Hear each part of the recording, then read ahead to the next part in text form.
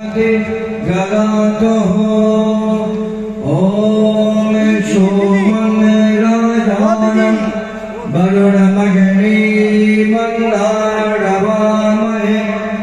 आदित्यं विष्णुं सूर्यं ब्रह्माणं च बृहस्पति ओम शक्ति ओम शक्ति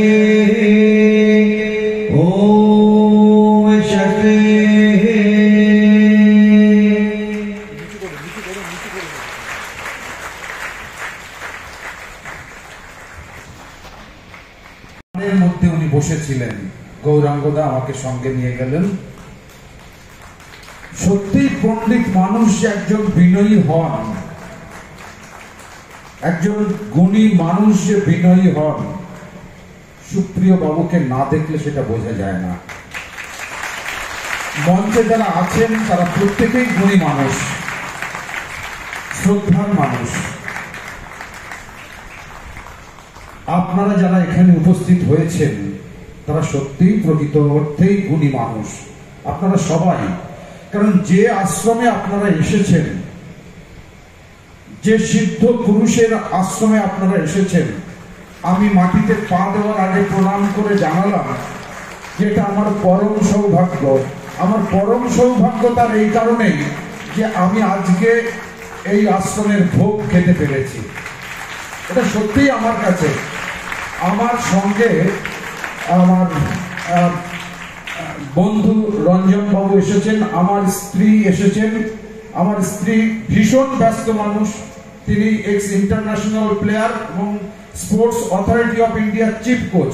এই মুহূর্তে এনআরটি ন্যাশনাল র্যাঙ্কিং একটা টুর্নামেন্ট, সেখানে যাওয়ার কথা, তিনি সেটিতে না গিয়ে আমার সঙ্গে এসেছেন। আমাকে বলছিলেন যে সত্যি অনেকদিন পর একটা ভালো জায়গায় এসেছে, একদম ভীষণ ভীষণ ভালো লাগছে। এটা আমাদের সবার পরম পাওয়া। আপনাদের কাছে আসতে পেরেছি, এটা আমার সৌভাগ্য। আরেকবার আপনাদের সবাইকে শ্রদ্ধা জানাই। মঞ্চে যারা আছেন তাদের সবাইকে শ্রদ্ধা জানিয়ে বক্তব্য শেষ করলাম। ধন্যবাদ। আমি কৃতজ্ঞতা জানাচ্ছি আমার দাদা তিনকড়ি দর্শ মহাশয়কে, কেন তিনি আমাকে এই আশার সুযোগটা করে দিয়েছেন। আমি ধন্য, পবিত্র হলাম এই মন্দিরে এসে দর্শন করে, আপনাদের সঙ্গ করে।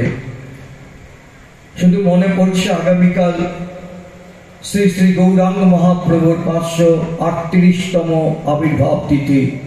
দিকে দিকে অনুষ্ঠান, চারদিকে অনুষ্ঠান।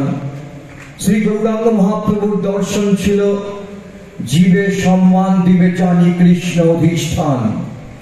সকল জীবের মধ্যে তোমার ভগবান কৃষ্ণ রয়েছেন, শুধু মন্দিরের মধ্যে নয়, সকল জীবের মধ্যে, শুধু মানুষ নয়, পশু পাখি কীট পতঙ্গ সকলকার মধ্যে তোমার কৃষ্ণ ভগবান রয়েছেন।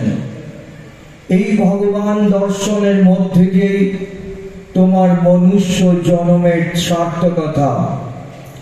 তাই সেই দর্শনকে আমরা স্মরণ করি, মনন করি, বরণ করি। আমার একটি কথার মধ্যে দিয়ে, একটি মহাজনের পদের মধ্যে দিয়ে সেই দর্শনের কথা মনে পড়ে। যাহা যাহা নেত্র পড়ে তাহা কৃষ্ণ স্ফূর্তি।